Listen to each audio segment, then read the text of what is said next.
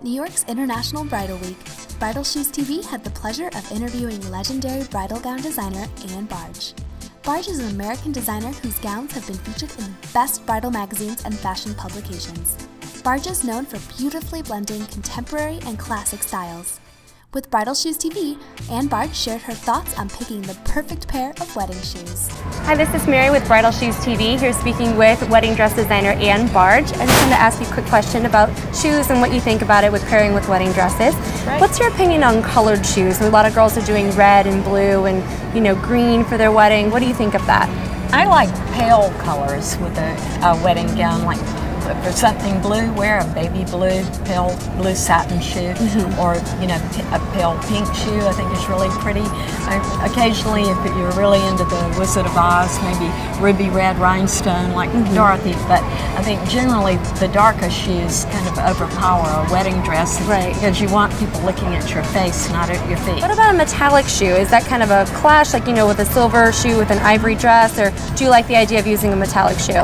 I like a metallic shoe if there's something else on the dress that relates to it, like this metallic beading or rhinestones or something, so there's a balance. Because if you're going to have a metallic shoe and you've got a plain dress on with no embellishment, I don't think it makes sense. Could be too flashy That's for the look. That makes sense. So if comfort was 1 and fashion was 10, what number do you think you are?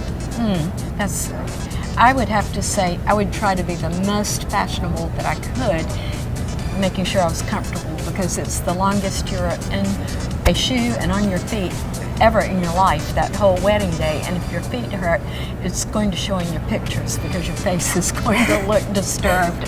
So I think that it's really important to have both of those if you can. And I think that, probably the most important thing is comfort, but certainly you don't want to look dorky. You want to have a beautiful shoe. But I so you think with changing the variety that you have, you certainly ought to be able to do that. So what would you say to a bride who's on the shorter side, who maybe isn't as comfortable in heels? Do you think she should wear a heel? I mean, is that going to affect her posture, or is that important?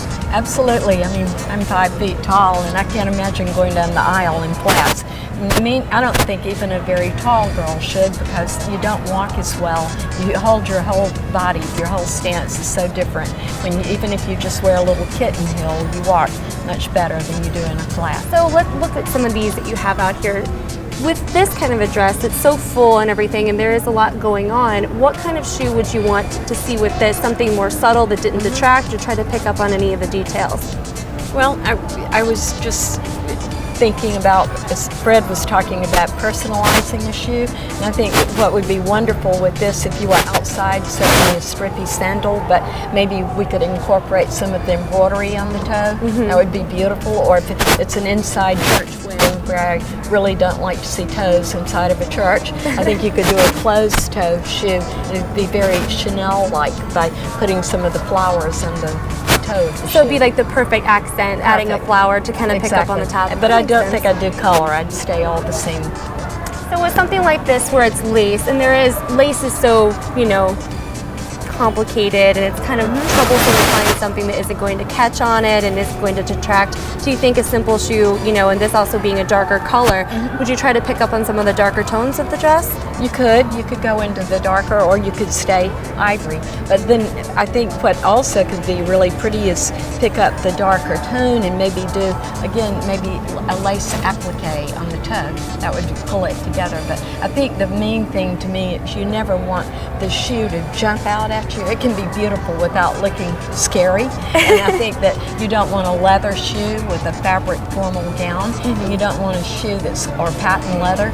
You don't want a shoe that's going to say, look at me first before the bride's face. And if you're looking in the mirror in your wedding gown and you're seeing the shoe before you see you, it's a problem. Then you have a problem. So for something like this, if they have little details like feathers and whatnot, do you think trying to add a little bit of feather or something to your shoe is important? Or again, is this just something you should probably do something more subtle, or anything you would or wouldn't do with this dress? I think that anything that, of course, would be very pretty to add some embellishment to the shoe, but you just want to be careful that you don't put anything on the shoe that could catch or trip you up, catching on the crinoline underneath your dress, or anything that's going to be a problem when you walk that gets in the way of walking. But I think you could pick up color tones with the shoe in this dress, or you could stay, again, just the same pearly color. That's great. Well, thank you so much for taking the time to answer our questions. For more videos about bridal shoes, visit BridalShoes.tv.